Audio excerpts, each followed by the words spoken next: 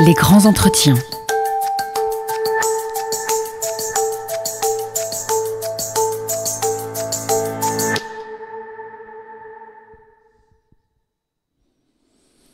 Bonjour à tous, bienvenue, très heureux de vous retrouver pour ce premier grand direct de cette édition en ligne de la Fête du Livre de Bron 2021.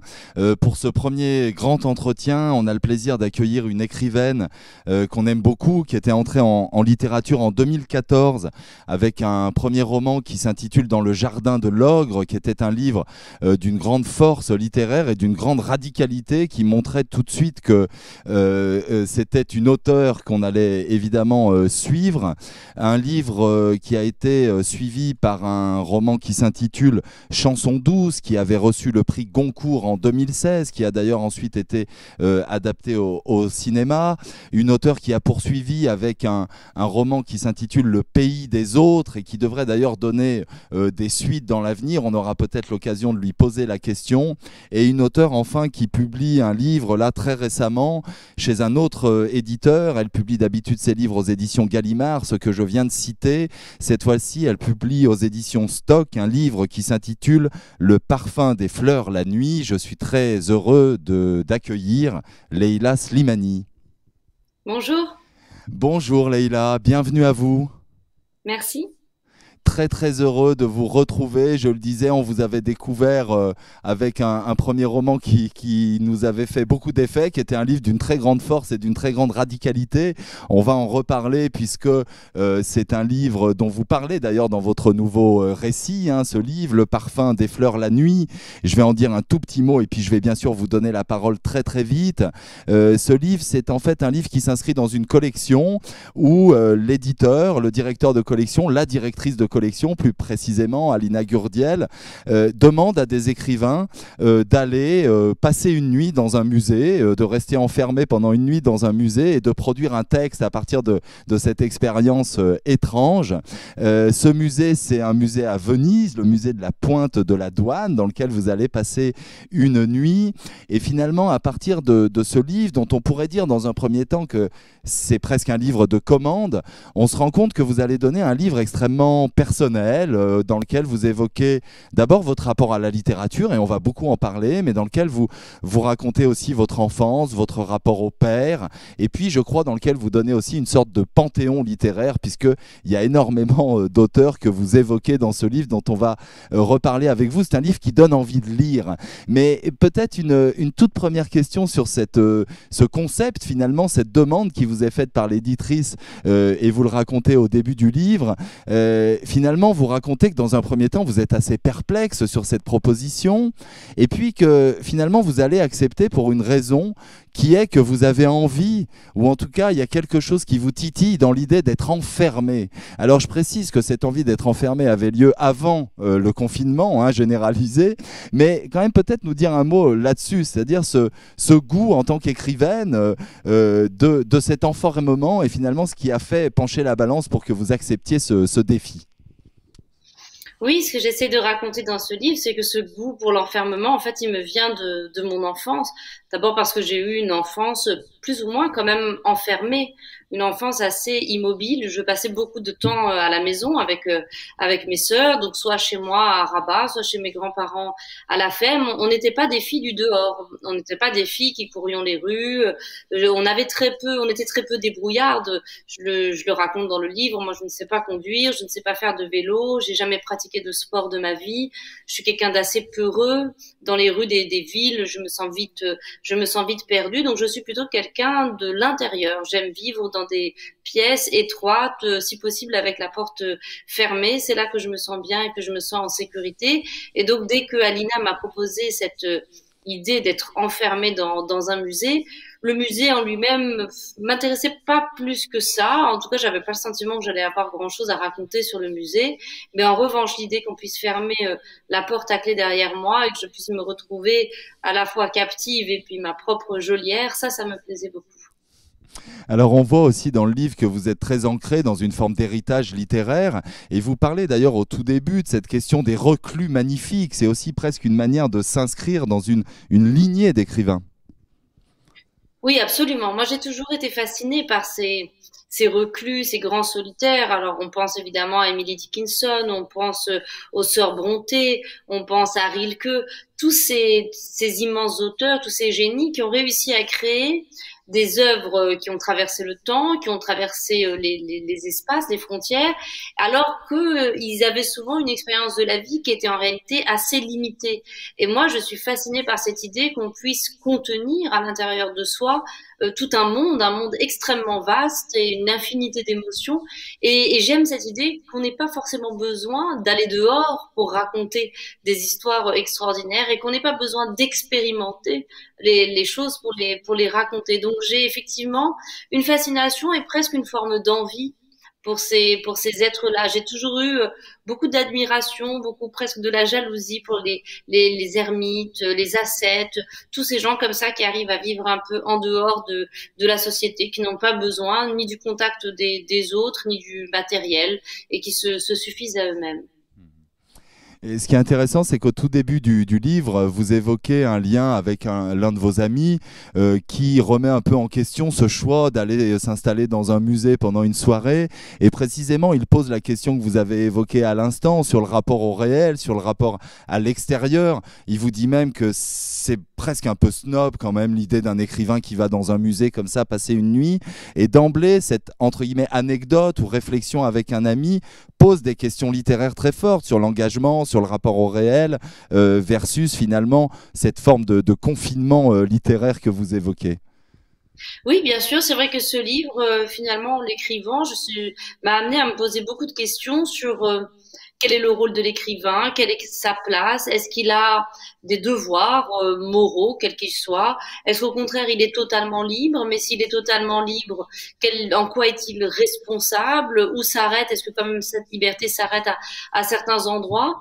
Et c'est vrai que je me pose beaucoup la question de savoir est-ce qu'un écrivain peut aujourd'hui vivre dans une forme de tour d'ivoire et considérer que son métier est une passion tellement totale, tellement dévorante qu'il n'a pas à se justifier, qu'il n'est pas obligé d'être en contact avec le monde et que tout ce qui compte c'est le livre, ou est-ce qu'au contraire l'écrivain se doit malgré tout d'être aux prises avec le réel, d'essayer de faire entendre les voix des sans-voix, des invisibles, etc.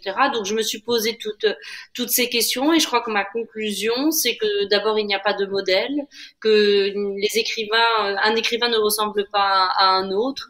Nous ne sommes pas, nous ne sommes pas tous faits de la même manière. Nous ne poursuivons pas tous le même but. Qu'il y a aussi des phases dans la vie. Il y a des périodes où on a envie d'écrire sur certains sujets et d'autres moments où, au contraire, on a plutôt besoin de se replier sur soi et que donc, voilà, c'est ça. C'est l'exercice d'une liberté vertigineuse, absolue, parfois très effrayante, mais qui, à mon avis, fait le cœur du travail d'écrivain.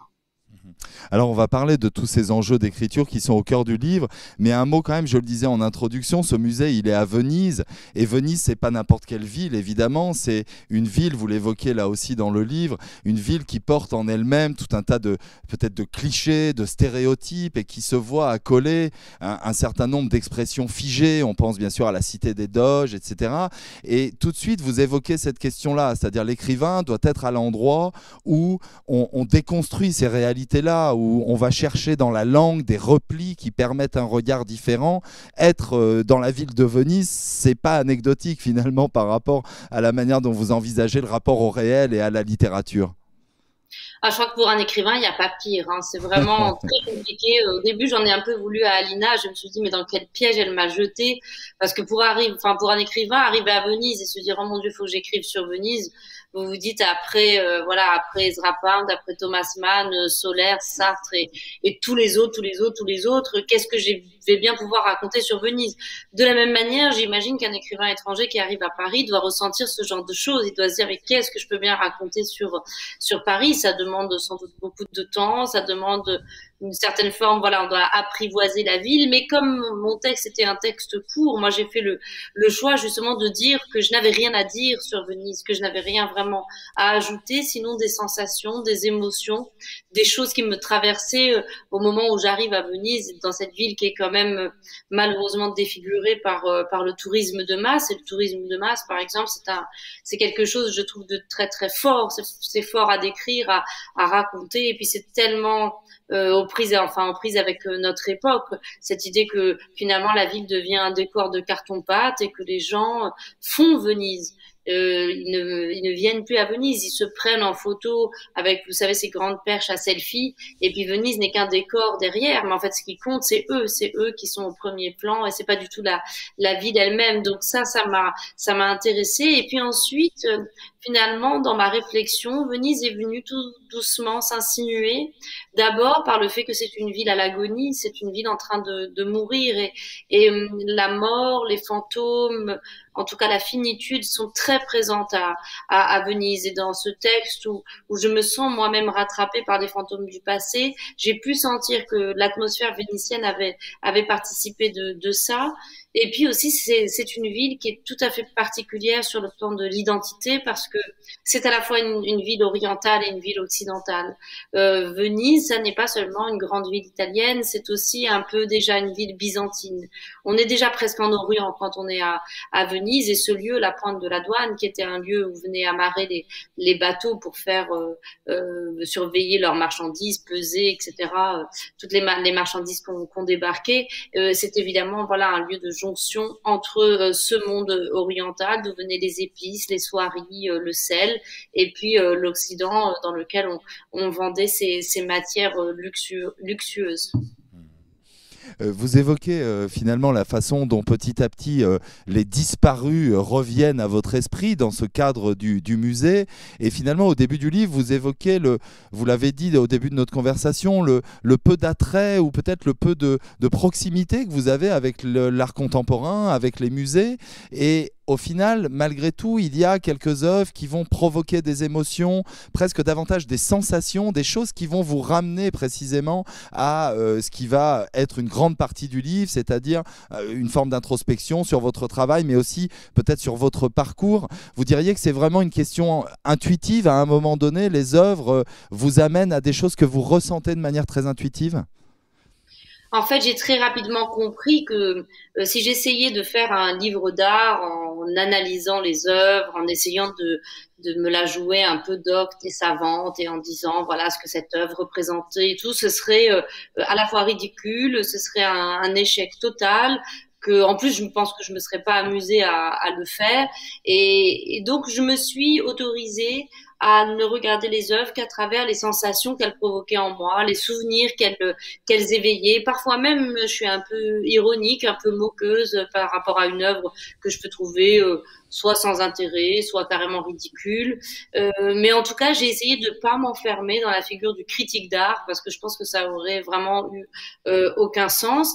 Ce que j'explique aussi dans le livre, c'est que moi, je n'ai pas beaucoup de familiarité avec les musées. D'abord parce que j'ai grandi dans un pays où il n'y en avait pas, et dans une ville où il n'y en avait pas. Le musée d'art contemporain de Rabat, qui existe aujourd'hui, a ouvert il y a peut-être 5 ou 6 ans. Donc, j'étais partie en France depuis déjà longtemps. Donc, enfant, pour moi, le musée, c'était un lieu qui était un lieu de l'ailleurs. C'était dans les autres pays, et c'était de l'Occident, c'était le monde occidental. Donc, c'était le lieu de la richesse, de l'élite, des blancs, quoi. Et c'était vraiment un autre monde. Et les premières fois que je suis allée dans un musée, ça a été des moments plutôt désagréables où je me suis sentie très mal à l'aise. Je savais pas du tout comment il fallait se comporter. Je savais pas combien de temps il fallait rester devant un tableau. Je n'arrivais pas à comprendre s'il y avait une hiérarchie, si tel tableau était mieux que tel autre, et donc il fallait rester plus longtemps. Je trouvais ça très intimidant. Et puis ensuite, à Paris, en m'habituant un peu, j'ai connu, voilà, vous savez, ces expositions où tout le monde va, et puis on se retrouve là le samedi, et il y a un monde de fous, et on est collés, et puis tout le monde doit être ébahi, et moi, je comprenais rien. Donc, j'essaye de raconter ça aussi, c'est que j'ai jamais perdu, malgré tout, ce rapport avec les musées. Ça n'est pas un lieu où je me sens particulièrement bien, je me sens toujours un peu mal à l'aise, et j'ai toujours le sentiment que c'est un lieu quand même très élitiste et d'où beaucoup de gens sont exclus ou tenus à l'écart. Vous diriez que cette dimension presque sociale, j'ai envie de dire, du rapport à l'art, elle existe moins dans la littérature, dans le rapport au livre? Absolument, absolument. Et c'est ce que j'ai essayé d'ailleurs de dire dans le livre, c'est que le livre est quand même un objet beaucoup plus accessible, un objet qui n'est pas cher. Par exemple, moi, je l'achetais chez des bouquinistes quand j'étais à Rabat. Mes parents avaient les moyens de m'acheter des livres, mais il n'y avait pas de librairie ou très peu. Et là, dans la grande librairie qu'il y avait à Rabat, il n'y avait pas beaucoup d'offres. Donc, j'allais chez un bouquiniste qui avait une boutique, mais absolument minuscule, hein, qui devait faire, je sais pas, 10 mètres carrés. Il était assis au milieu d'énormes tas de bouquins. Et il passait son temps à lire, il n'avait pas trop envie de se déranger, donc vous arriviez pas là pour lui dire je veux tel livre. Vous preniez le livre qui était en haut de la pile parce que si vous preniez en bas, la pile s'écroulait et puis ça l'embêtait un peu de devoir refaire la pile. Donc c'était un jeu comme ça un peu de hasard et finalement le livre, même si bien sûr il faut quand même avoir une certaine culture, il faut avoir une certaine éducation pour avoir accès au livre, mais malgré tout, un livre de poche, un livre pour enfants rentre plus facilement dans un foyer que cette idée d'aller acheter un ticket pour entrer au musée. D'abord parce que dans le musée les gens vous voient et vous êtes sous le regard des autres et on vous voit dans vos habits, dans votre tenue, dans votre façon d'être et on peut vous juger, considérer que c'est pas un lieu pour vous et que vous y comprenez rien. Quand vous lisez un livre, vous êtes seul et personne ne vous regarde. Vous pouvez vous isoler et c'est d'ailleurs toute cette idée de la chambre à soi. La chambre à soi de Virginia Woolf, c'est pas seulement un lieu de création, c'est aussi un lieu pour le rêve et donc un lieu pour la lecture. Donc en ça, je pense que oui, il y a quelque chose de plus démocratique peut-être dans la littérature ou dans le livre. Alors, je voudrais qu'on revienne bien sûr à un certain nombre de points qui m'ont beaucoup intéressé et que je voulais vous soumettre, hein, notamment sur le rapport à l'écriture. Et je vais revenir finalement au commencement. C'est toujours passionnant de savoir comment ça commence, hein, chez un écrivain. Je parlais de ce premier roman, Dans le jardin de l'ogre, vous l'évoquez dans le livre. Et finalement, ce qu'on comprend, c'est que au moment où vous vous mettez à l'écriture de ce livre-là, vous comprenez qu'il va s'ouvrir devant vous une espace de liberté énorme et finalement un espace de liberté de la parole, ou en tout cas de la manière dont vous pouvez regarder et dire le monde. Peut-être vous pouvez nous parler de cette dimension-là, de ces débuts dans l'écriture et presque de la découverte d'une forme de liberté ultime qui est encore la vôtre aujourd'hui, j'imagine. Oui, absolument. Moi, je me souviens très très bien de ce moment-là. J'étais chez moi à Paris dans mon appartement de l'époque, boulevard de Rochechouart, et j'étais en train d'écrire.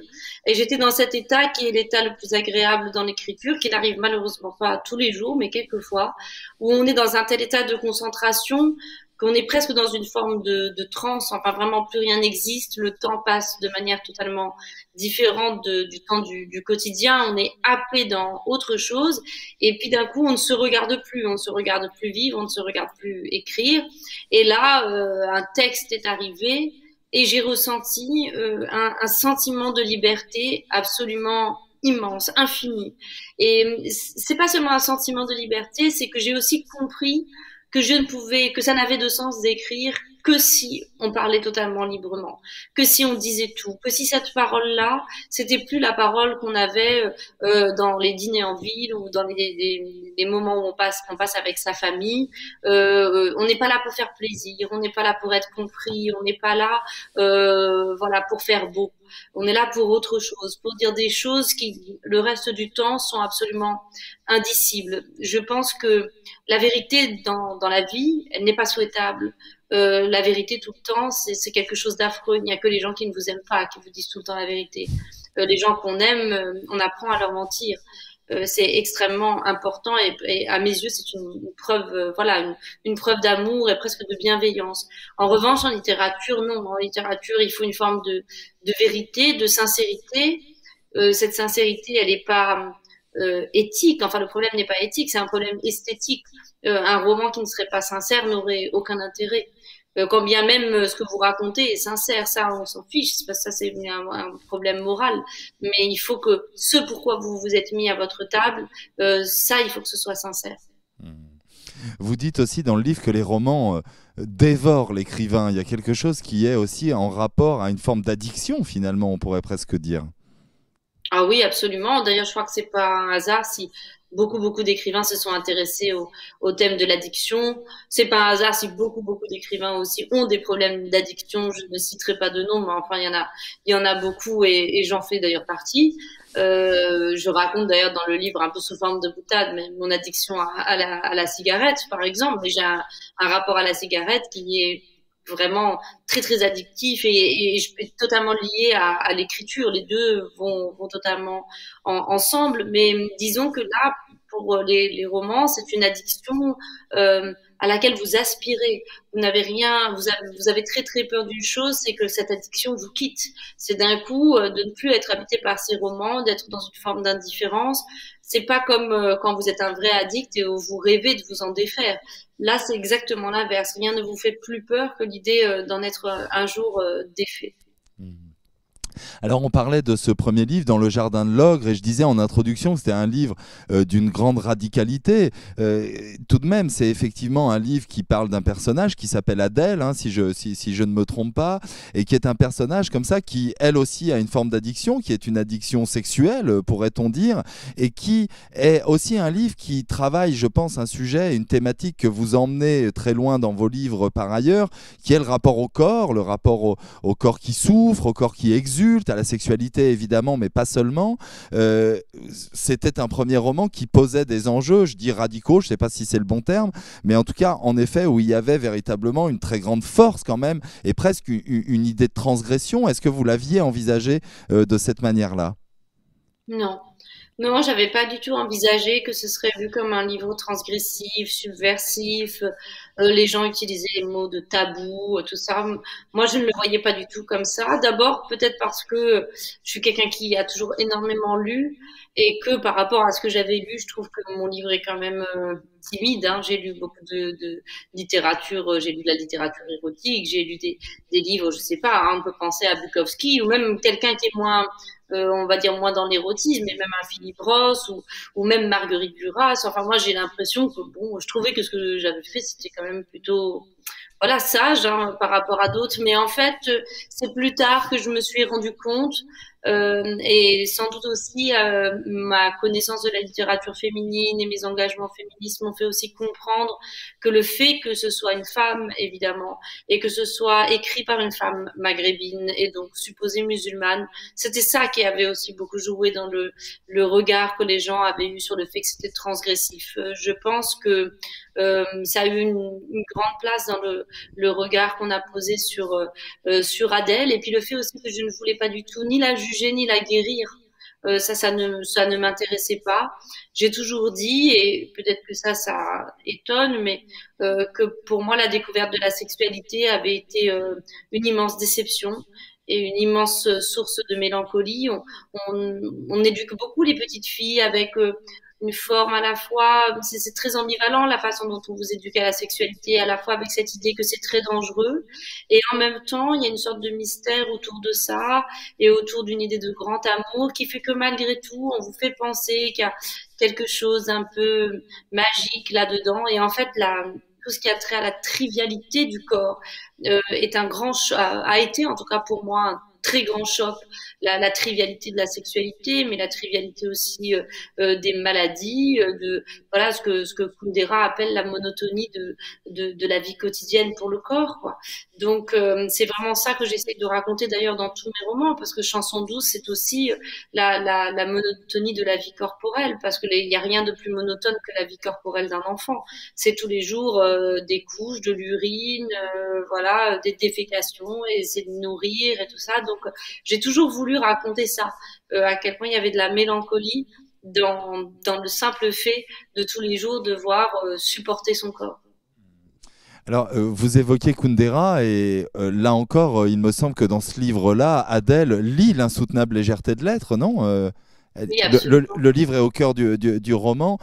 Ça fait une vingtaine de minutes qu'on parle. On a déjà eu une petite idée finalement de ce qu'il peut y avoir dans votre bibliothèque. Duras, Philippe Roth, Kundera. Ils sont présents. On va en évoquer d'autres puisqu'il y a notamment des exergues qui sont intéressantes dans ce livre. Mais c'est des figures tutélaires. C'est chacun qui se situe à un endroit donné.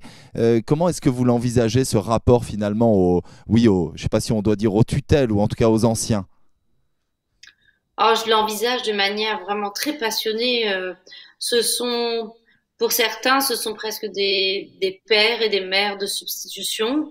Alors, par exemple, Tchekhov, Tolstoï, Philippe Ross, un peu, c'est-à-dire en tout cas peut-être pas des pères ou des mères, mais vraiment des statues, des êtres que je révère, hein, pour qui j'ai une admiration qui est immense et où je pense que jusqu'à la fin de ma vie, je serai habitée par la question de savoir comment ils ont fait. Comment on fait pour être quelqu'un comme Dostoïevski, par exemple? Comment on fait pour être quelqu'un comme Flaubert? Qu'est-ce que c'est, ou comme Victor Hugo? Qu'est-ce que c'est? Qu'est-ce qui se passe à l'intérieur de ces êtres? Comment est-ce qu'ils peuvent abriter autant de sensations, autant de mondes? Je suis fascinée par, à la fois par l'imagination. C'est une qualité qui me fascine énormément, et en même temps par l'unicité et la singularité des univers d'écrivains. Marguerite Duras, elle a une odeur, une couleur, une musique, un rythme qui n'est qu'à elle. Faulkner, pareil. Faulkner, il a une météorologie particulière. Vous entrez dans un roman de Faulkner, c'est moite, c'est sombre, tout est très très particulier. Donc j'ai vis-à-vis d'eux, voilà, un rapport d'immense admiration et puis de gratitude aussi, parce que ils m'ont permis de traverser la vie et de traverser les années avec eux, et de découvrir des émotions extraordinaires, de voyager, moi qui pendant longtemps ne voyageais pas, de tomber amoureuse, de vivre des émotions que je n'aurais jamais pu vivre dans la vie réelle. Et moi, j'ai toujours eu une façon de lire qui était une façon de lire un peu particulière, qui en venait même à effrayer mes parents. Quand j'étais adolescente, quand je lisais, j'étais incapable de faire autre chose. C'est-à-dire que je ne pensais plus qu'à ça, je vivais dans ce roman. À l'époque où, par exemple, j'ai découvert la littérature russe, j'ai commencé à m'habiller en russe, j'avais redécoré ma chambre comme une russe, je buvais du thé noir très très infusé, je voulais absolument manger des plats russes. Alors dans le Maroc des années 80, avec des étés à 39 degrés, c'était un peu compliqué de vouloir jouer à la russe. Mais voilà, je vivais toujours comme ça, à vouloir absolument vivre dans les romans. Encore une petite chose sur aussi ce qu'implique un rapport à la littérature comme le vôtre. Vous écrivez ceci: nos sociétés qui vénèrent le principe de précaution, le risque zéro, détestent le hasard car il vient briser nos rêves de contrôle. La littérature, au contraire, chérit les cicatrices, les traces de l'accident, les malheurs incompréhensibles, les douleurs injustes. Vous vivez donc dans l'attrait des douleurs injustes. Oui, bien sûr, parce que moi j'ai écrit beaucoup par rapport à des points de vue de personnages. J'écris toujours, j'ai jamais écrit de texte avec un narrateur qui serait une sorte de narrateur omniscient, objectif, extérieur. Je raconte toujours tous les événements d'un point de vue, et d'un point de vue très intime, très intérieur. Et de l'intérieur, vécu de l'intérieur, la vie est toujours injuste, la vie est incompréhensible. Ce qui nous apparaît de loin avec nos psychés scientifiques et nos orgueils, etc., comme pouvant être analysés, compris, etc. Dans le moment où on le vit de l'intérieur, c'est toujours très brouillon, c'est toujours très douloureux, c'est toujours incompréhensible, et c'est ça qui m'intéresse. Je n'ai pas du tout le goût de tout comprendre, de tout saisir, de tout surplomber. Ça ne m'intéresse pas du tout. J'aime beaucoup plus regarder les choses depuis voilà les profondeurs de l'âme. Alors, vous évoquiez tout à l'heure la façon dont vous aviez aussi été en contact avec les œuvres d'art du musée et comment est-ce qu'elles avaient provoqué des sensations. Et parmi celles-ci, il faut évidemment qu'on parle de l'arbre de nuit, le galant de cette odeur qui vous rappelle effectivement la maison de Rabat de votre enfance. Là, on est vraiment dans un moment où précisément c'est une odeur, c'est quelque chose d'infime qui va ramener finalement à la surface ces souvenirs-là, et peut-être même l'invention des souvenirs, je ne sais pas, mais en tout cas quelque chose qui se passe de cette manière-là. Oui, absolument. Au milieu du musée, donc il y a des sortes de d'immenses terrariums en verre, et à l'intérieur de ces terrariums, des plantes, des arbres qui s'appellent les galants de nuit, qu'on appelle en arabe musk al-arabi. C'est une sorte de jasmin. C'est un arbre dont les fleurs ne s'ouvrent que la nuit et qui donc n'exsude son odeur qu'une fois que le soleil s'est couché. Et c'est un arbre qui se trouvait effectivement dans mon jardin à Rabat, un arbre très banal, hein, dans le bassin méditerranéen, que vous trouvez dans tous les jardins publics et dans les jardins des maisons. C'est une odeur tout à fait caractéristique, surtout des étés, enfin du printemps et de l'été dans ces pays-là. Et donc immédiatement dans le musée, au moment où cette odeur m'est parvenue, ça a été vraiment un choc, parce que je me suis souvenue de manière très très précise de ces soirées où on ouvrait la fenêtre, où je sentais cette odeur. Et puis surtout, c'est ce que je raconte dans le livre, j'étais une adolescente très attirée par la nuit, très attirée par la fête et très attirée par le dehors. Et donc je sortais de chez moi en cachette de mon père, et à chaque fois que je sortais, comme l'arbre était juste à côté de la porte d'entrée, c'était toujours cette odeur qui m'accueillait quand je sortais. Et quand je rentrais au petit matin, c'était encore une fois cette odeur que je rencontrais un peu plus faible, parce que c'était voilà, la fin de la nuit. Et donc, c'est évidemment une odeur qui a éveillé en moi beaucoup de souvenirs. Oui, d'ailleurs, vous dites dans le livre que Leïla veut dire la nuit, c'est bien cela? Absolument. La nuit, c'est l'interdit aussi, tel que vous la décrivez dans le livre. Oui, c'est l'interdit, parce que d'abord, quand j'étais enfant, la nuit, c'était le monde des adultes. On vivait à une époque qui n'était pas comme aujourd'hui, où la frontière entre les enfants et les adultes aujourd'hui est beaucoup plus, voilà, beaucoup moins étanche, beaucoup plus diluée. On fait des choses ensemble. Moi, mes parents, ça n'était pas comme ça. C'était une éducation plus à l'ancienne, dirons-nous. Et puis, il y avait une heure où ça y est, les enfants, c'était fini. Les enfants repartaient dans leur chambre, et puis voilà.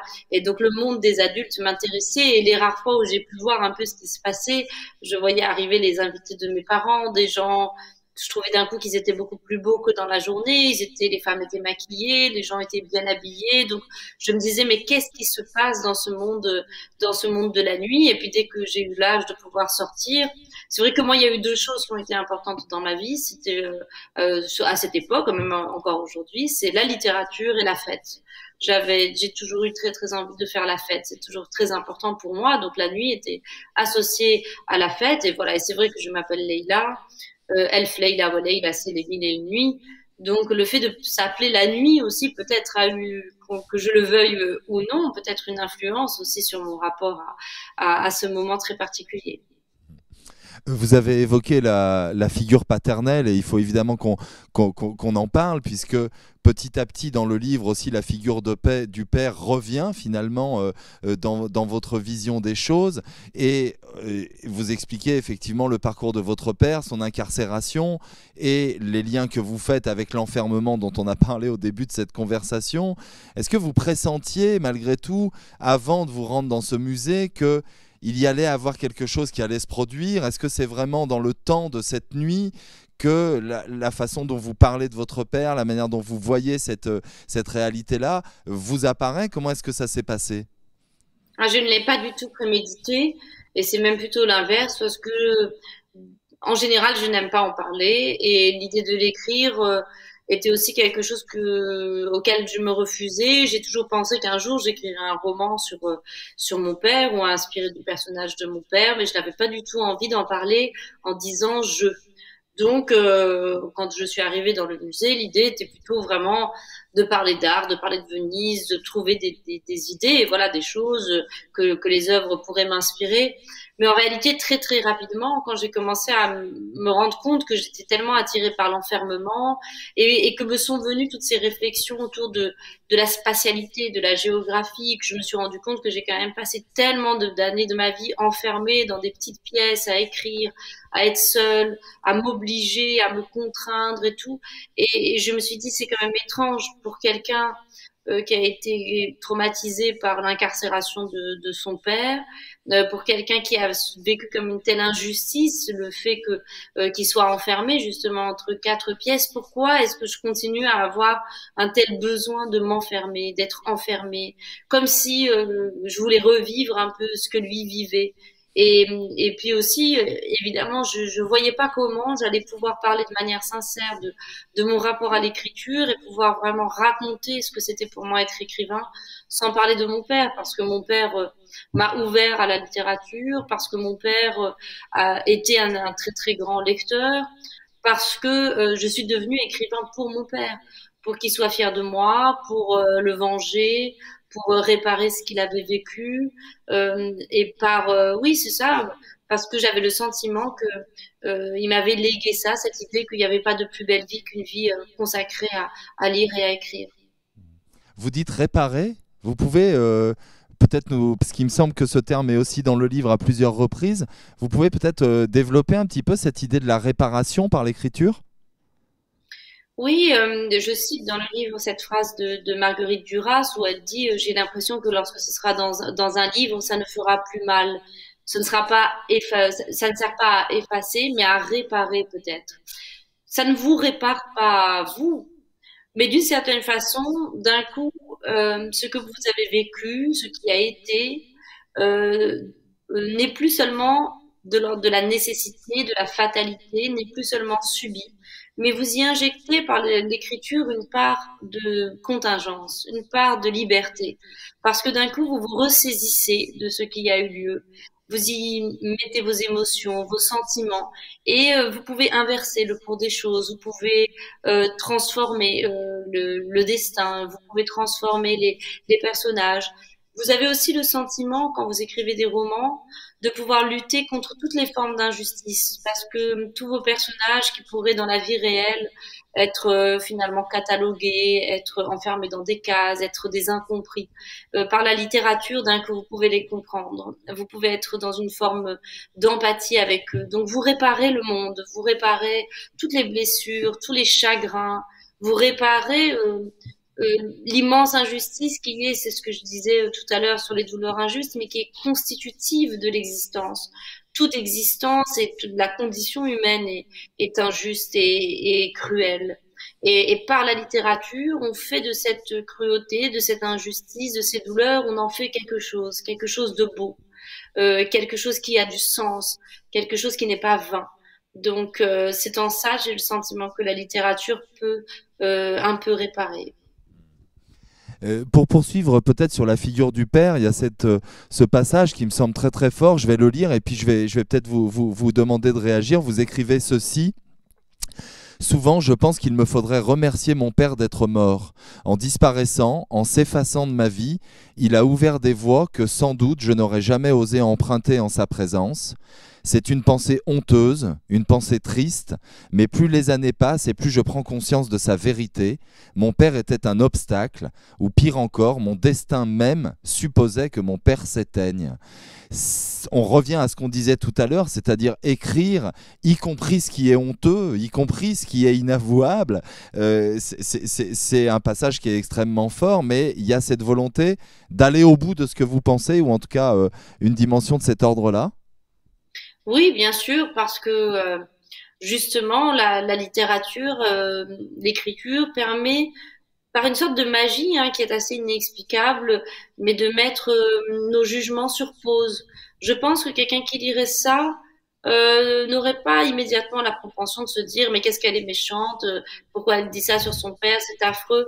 Je crois que par la magie de l'écriture, on peut parvenir à expliquer, à transmettre des pensées qui sont tout à fait inavouables, qu'on peut pas dire dans la vie réelle. Et c'est peut-être pour ça que à notre époque, on a encore plus besoin plus que jamais de littérature, parce qu'elle reste des espaces dans lesquels on peut exprimer des sentiments complexes, des sentiments nuancés et des sentiments pas glorieux aussi. Je pense que bien sûr, dans la vie, on a tous envie d'être courageux, ouverts, écologistes, antiracistes, féministes et tout ce que vous voulez.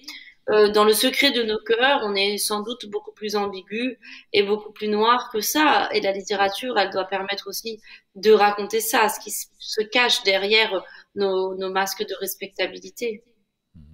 Est-ce qu'au moment où vous écrivez ces phrases-là en particulier, il y a pour vous un soin encore plus grand à la langue, au choix des mots, au rythme de ces phrases-là? Parce que si c'est l'alchimie de la littérature qui permet ce regard porté sur l'inavouable, ça induit qu'il y a à un endroit donné quelque chose dans la langue qui opère. En tout cas, on peut le souhaiter, je pense, en tant qu'écrivain. Est-ce que là, il y a quelque chose de, oui, de particulier par rapport au choix que vous faites de ces phrases-là? Bien sûr, c'est toujours des passages qui sont très délicats, dans lesquels il faut faire très attention au choix des mots, au rythme des phrases. Ensuite, ce passage justement sur mon père, je l'ai écrit d'un seul souffle. Je l'ai écrit une matinée. Un jour, le passage est arrivé. Il a mis très très longtemps à mûrir dans mon esprit. J'ai commencé par bribes, j'ai eu des petites idées, j'ai laissé reposer et puis il est arrivé vraiment d'un coup, tout seul. Il s'est écrit et je l'ai pratiquement jamais recorrigé. Puisqu'on parle de langue, il faut quand même qu'on parle de la langue française et du butin de guerre que vous empruntez à Kateb Yassine. Vous évoquez effectivement la langue française comme un butin de guerre, comme Yassine l'avait dit. Là encore, peut-être nous parler de cette dimension-là. La langue est l'outil de votre regard sur le monde aujourd'hui. Qu'est-ce que ça représente pour vous aujourd'hui dans votre histoire et dans votre rapport à la littérature? Vous savez, au fond, je me dis, est-ce que c'est la langue française qui est un butin de guerre? Ou est-ce que c'est moi qui suis le butin de guerre de la langue française? Vous voyez ce que je veux dire? Est-ce que c'est moi qui finalement me suis fait attraper et puis dans une razzia là par l'histoire et puis bon bah je me retrouve d'un butin quelque part posé dans la cave au trésor d'un pirate ou j'en sais rien. Mais voilà, c'est très étrange cette histoire avec cette langue française. À la fois c'est profondément ma langue, c'est ma langue maternelle, c'est celle que je parlais avec mes parents. En même temps, j'ai pu être très en colère contre cette langue, j'ai pu la détester, j'ai pu détester mes parents de me l'avoir transmise. J'ai eu des périodes où je disais à mes parents que je voulais plus parler français, je voulais parler l'arabe, je voulais être aux prises avec ma culture, avec mon pays. Et à ce moment-là, c'était le Maroc. Et puis finalement, j'ai compris que je ne serai jamais ce que je voulais à cette époque, c'est-à-dire pure, monolithique, unique, que j'avais une identité linguistique et même une identité tout court qui était métisse, qui était multilingue, qui était mélangée. La langue arabe, malheureusement, avec le temps, la langue arabe classique, je l'ai perdue. C'est un très grand chagrin pour moi, mais c'est lié aussi au fait que je suis la fille de deux parents qui ont été tous les deux à l'école coloniale et qui font partie de cette génération de Marocains qui ont été élevés de manière très occidentale, en tout cas très francophile, très francophone, avec cette idée que finalement cette génération, ce que voulait un peu le pouvoir, c'était de se dire plus on les éduquera avec des idées d'ailleurs et plus ce sera difficile pour cette génération de se faire la voix de son peuple. Et donc ce seront des gens qui se mettront du côté du régime ou en tout cas qui auront du mal à devenir des opposants. Et le calcul du pouvoir a été assez bon, hein, parce que c'est un peu comme ça que ça s'est passé. Mais finalement, mes deux parents sont des gens qui ont été un peu arrachés à leur histoire, à leur culture, à leur langue. Et c'est quelque chose qui est une grande source de peine, de chagrin pour moi. Oui, il y a aussi quelque chose que vous évoquez là, dont on peut parler, c'est cette connexion ou reconnexion avec le Maroc. Je pense notamment à ce livre que vous aviez écrit, j'en avais parlé notamment avec Pascal Blanchard, parce que vous aviez travaillé aussi sur le livre de Pascal, ce livre qui s'appelle Sexe et mensonges, et qui est un livre qui pose aussi la question du rapport au corps, et qui est une forme de reconnexion, notamment avec le quotidien des femmes marocaines. Je ne sais pas si vous le diriez comme ça, mais est-ce que c'est des mouvements aussi dans votre parcours de va-et-vient, ou en tout cas de volonté de reconnecter des choses? Est-ce que vous le diriez ainsi? Oui, bien sûr. Moi, en fait, j'ai jamais coupé les liens avec le Maroc. D'abord, tout simplement parce que ma mère habite au Maroc, que tous mes amis les plus proches habitent au Maroc. C'est un pays où je vais très très souvent. Enfin, voilà, tous les 2 mois, parfois une fois par mois. Évidemment, là, avec le Covid, c'est plus compliqué. Et donc, j'ai toujours eu besoin, j'ai toujours eu envie aussi de raconter ce pays-là, de raconter à la fois ce que j'admirais, ce que je trouve beau, ce que je trouve merveilleux, mais aussi ce qui me révolte, ce qui me met en rage. Ce qui est arrivé à mon père aurait pu briser mes liens avec le Maroc, aurait pu faire que j'aurais détesté ce pays, que j'aurais été très en colère, mais ça n'a pas du tout été le cas, c'est même l'inverse. Finalement, je me suis dit, c'est quand même très étrange. Mon père, qui était à la fois un homme sur certains points assez occidentalisé, et puis assez, comme je disais, voilà, vivant un peu dans une bulle, mais c'était en même temps un homme qui avait un attachement pour son pays extraordinaire, qui n'a jamais voulu, par exemple, partir quand il a eu tous ces problèmes juridiques. Il a eu la possibilité, il aurait pu s'enfuir. Il a jamais voulu. Contrairement à d'autres gens dans cette affaire. Et il a toujours voulu croire à la justice de son pays, il a toujours voulu penser qu'il y aurait une forme de reconnaissance. Donc, c'est peut-être aussi pour mon père que j'ai besoin de garder ce lien, parce que perdre le lien avec ce pays, ce serait perdre mon père. Le livre dont j'ai parlé, le roman qui s'intitule Le pays des autres, est aussi une autre manière finalement d'envisager ce lien, peut-être au père, à la famille, aux origines, et plus globalement à l'histoire du Maroc. Alors je dirais oui à l'histoire du Maroc, mais plus précisément à l'histoire de la relation entre le Maroc et la France. Parce que moi j'ai eu justement ce que je vous disais sur la langue, quand je me suis révoltée contre mes parents en leur disant que je comprenais pas pourquoi on vivait comme ça au Maroc et nous on parlait français et puis on lisait des livres français et puis on croyait plutôt à des valeurs, des lumières occidentales. Pourquoi je me sentais pas tellement en prise avec mon pays? Eh bien, j'ai compris parce que j'étais issue d'une histoire extrêmement complexe, et que j'étais aussi l'histoire avec un grand H, mais une petite histoire aussi très complexe, qui est celle bien sûr de mes grands-parents que je raconte dans Le pays des autres. Donc une femme alsacienne et un soldat marocain qui se marient à la fin des années 40, mais aussi de mes parents, et ça, ce sera l'objet de la deuxième partie, c'est-à-dire cette génération de 68 qui au Maroc est une génération un peu contestataire, plutôt à gauche, qui va être cette première génération post-indépendance, à prendre le pouvoir, à vivre dans un pays qui vit une sorte d'âge d'or, hein, très cosmopolite. On écoute de la musique américaine et les yéyés, on danse, on se mélange, il y a des juifs, les musulmans. C'est une vie très douce en apparence, mais avec derrière les années de plomb qui arrivent. Et donc je suis le fruit de ça. Et moi j'avais besoin de comprendre qui j'étais. C'est ce que j'essaie d'expliquer aussi dans Le parfum des fleurs la nuit à la fin. C'est que quand on est comme moi, on est toujours de mauvaise foi. On ne sait jamais de quel côté on est. Et j'aime énormément la France, j'aime énormément le Maroc. Et il y a des choses qui m'agacent dans les deux.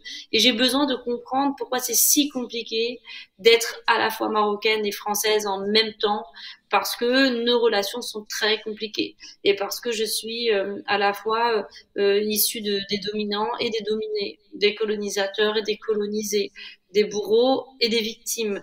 Et donc j'ai besoin de comprendre le destin de ces deux côtés.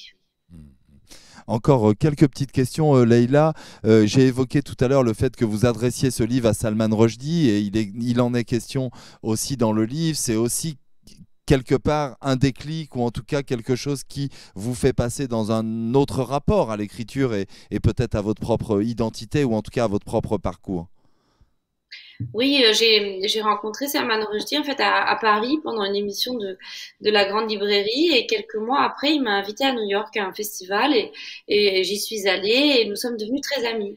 Et depuis, nous avons une correspondance que nous tenons de manière assez régulière. Et c'est quelqu'un avec qui j'ai beaucoup discuté de justement certaines de mes angoisses liées à mon rapport à mes origines, mais dans ce qu'elles peuvent avoir d'important en littérature. C'est-à-dire que je vous ai cité tout à l'heure des auteurs, et ce sont d'ailleurs souvent des auteurs qui ont un terroir ou un rapport à la terre ou à un lieu qui est important. Faulkner, Tolstoï, même Duras.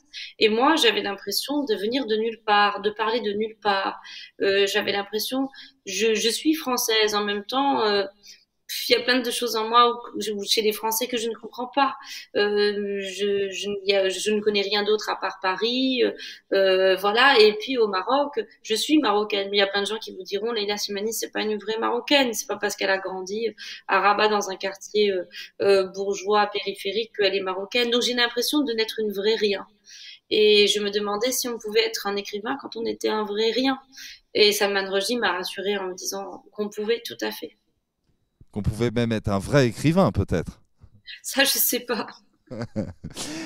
Encore une chose, parce que vous avez peut-être vu que la fête du livre de Bron cette année s'inscrit dans la lignée de Camus. On lui a emprunté notre thème de l'année, un invincible été, et c'est vrai que Camus est aussi présent dans le livre en exergue pour une autre, disons une autre dimension de son travail.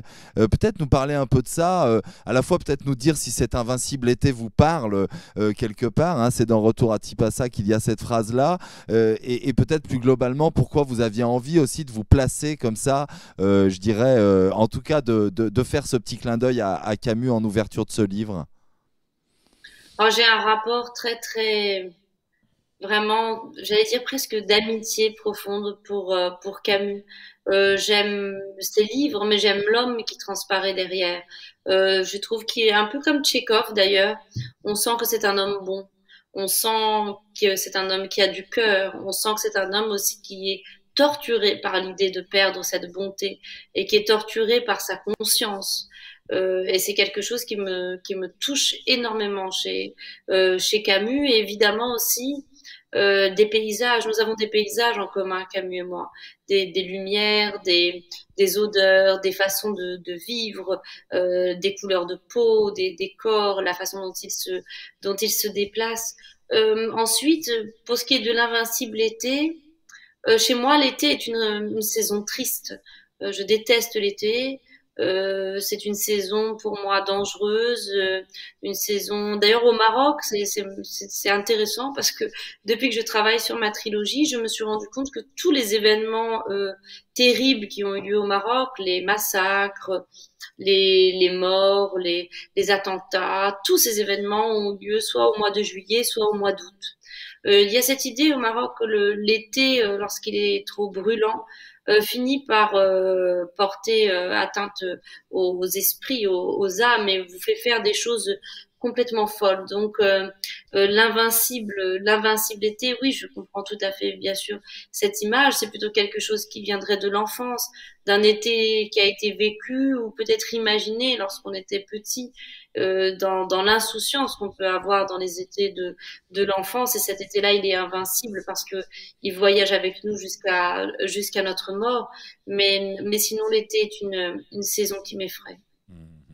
Alors une toute petite chose, parce que je vois qu'il y a un lecteur qui sur le chat a posé une question, et j'ai évoqué, alors on n'a pas parlé de Chansons douces, mais c'est un livre dont vous avez évidemment beaucoup parlé au moment où vous avez eu le prix Goncourt, mais j'ai évoqué le fait qu'il avait été adapté au cinéma, et il y a un lecteur qui pose la question de savoir si vous auriez envie de travailler sur des scénarios, sur des pièces de théâtre, peut-être nous parler un peu de ce rapport éventuel au cinéma. Est-ce que vous aviez participé au scénario, à l'adaptation de votre livre, ou est-ce que vous en étiez extérieur? Comment est-ce que ça s'est passé? Non, j'ai pas participé. J'ai pas participé. J'en avais pas envie. D'abord parce que ce livre, comme vous l'avez très bien dit, j'en ai beaucoup parlé parce que j'ai voyagé dans le monde entier avec ce livre, et que voilà, je voulais que ce soit que ça devienne l'histoire de quelqu'un d'autre. Donc j'étais vraiment voilà contente et confiante que Lucie Borletot s'en saisisse. Il a aussi été adapté à au théâtre à la Comédie Française et j'avais voilà beaucoup aimé le travail de Pauline Bale dans lequel je ne suis pas intervenue non plus. En revanche, oui, je reçois depuis longtemps maintenant beaucoup de propositions pour le cinéma, pour écrire des scénarios. J'ai pas encore eu le sujet qui vraiment me travaille. Enfin, je suis en train de travailler sur un projet de série avec mon ami Jean-Baptiste Delamo. Et puis, je vais travailler aussi peut-être à l'adaptation du Pays des autres. Ça m'intéresserait beaucoup. Je n'aurais pas du tout envie, par exemple, ça de le laisser à quelqu'un d'autre parce que c'est un sujet qui est tellement intime et puis tellement aussi important, même dans ce qu'il porte à mes yeux sur le plan historique et sur le regard sur la colonisation, etc., que j'aurais envie, moi, d'aider à le porter en image. Mais le cinéma est une des plus grandes sources d'inspiration. Oui, vous évoquez là, juste à l'instant, la suite à venir de ce livre, Le Pays des autres. Finalement, peut-être pour conclure cette conversation, ce parfum des fleurs la nuit, ça aura été une sorte de parenthèse. Est-ce que finalement aussi, c'est ce moment qui vous a été provoqué finalement avec cette écriture introspective, ce rapport à l'écriture, tout ce qu'on a évoqué pendant cette conversation, est-ce que vous pensez que ça va finalement influer sur la suite de votre œuvre, sur même les volumes à venir, ou est-ce que vous envisagez cela vraiment comme une parenthèse à l'intérieur d'une œuvre romanesque que vous aviez déjà entamée? Je ne sais pas, mais en tout cas, ça a été comme une sorte de petit journal de bord ou voilà, un petit carnet dans lequel, dans les moments un peu où j'étais fatiguée d'être dans mon roman, ou bien j'avais une idée, d'un coup je la posais sur le carnet. Ça a été, oui, une sorte de petite respiration pendant l'écriture du roman. Et Dieu sait que, voilà, quand on écrit un roman, on a bien besoin de temps en temps d'avoir des petits espaces comme ça de respiration. Mais je ne sais pas du tout quelle influence ça aura pour le reste. Ça, je ne sais pas. Oui, d'autant qu'on a besoin de respiration quand on n'arrive pas à écrire, et c'est ce qui se passe au tout début du livre, puisque vous évoquez Pas effectivement le souvent. moment où ça coince. Oui, ça arrive souvent. Hein, ça arrive beaucoup des journées où on a l'impression que ça ne sert à rien. Mais bon, après, vous avez toujours un éditeur gentil qui vous explique que ces journées-là, elles servent toujours à quelque chose et ça doit être vrai d'une certaine façon. Mais c'est très rageant. Aujourd'hui, j'ai eu une journée comme ça, donc je peux vous en parler vraiment de manière c'est très frais. Voilà, des journées où on n'y arrive pas. Il n'y a rien qui vient, on voit rien, on n'entend rien, on sent rien. Mais voilà, demain est un autre jour. Espérons que la journée de demain sera productive. On parlait donc avec vous de ce très beau livre publié chez Stock dans la collection Ma nuit au musée qui s'intitule Le parfum des fleurs la nuit. Je vous remercie infiniment, Leïla. Vous avez ouvert cette édition de la Fête du Livre de Bron. On en est très heureux. Et d'ailleurs, le prochain rendez-vous sera demain soir avec Sharif Majdalani qui nous parle de Beyrouth. Et ce que vous avez évoqué tout à l'heure aussi sur le Maroc des années 60 est quelque chose que l'on retrouve dans les livres de Sharif.